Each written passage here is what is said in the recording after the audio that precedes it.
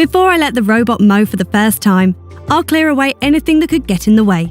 For example, a garden hose, gardening tools, children's toys, balls and other items. By default, the cutting height is set at 3, so that the mower doesn't damage the wire before the grass has grown up over it. After a few days, you can lower the cutting height.